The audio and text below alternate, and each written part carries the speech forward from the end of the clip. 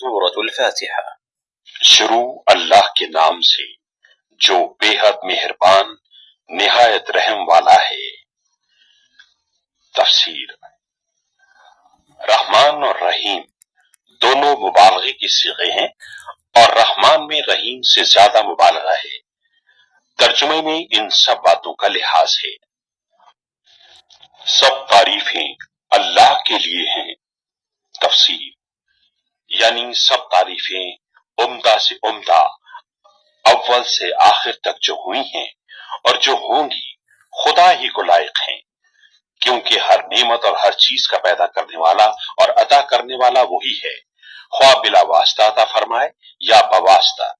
جیسے دھوپ کی وجہ سے اگر کسی کو حرارت یا نور پہنچے تو حقیقت میں آفتاب کا فیض ہے۔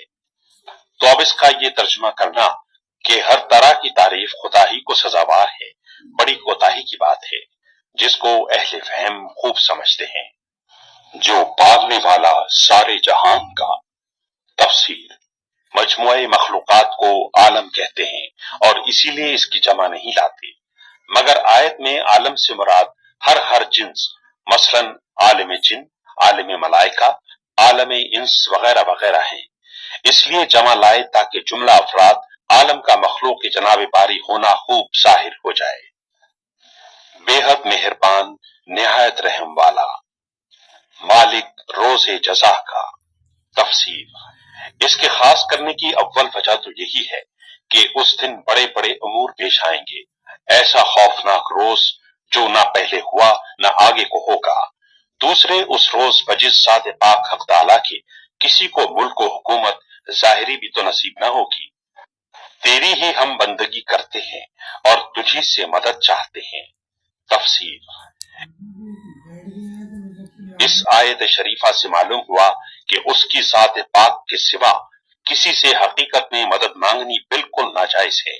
ہاں، اگر کسی مقبول بندے کو محض واسطہ رحمت الہی اور غیر مستقل سمجھ کر استعانت ظاہری اس سے کرے تو یہ جائز ہے کہ یہ استعانت در حقیقت حق تعالیٰ ہی سے استعانت ہے۔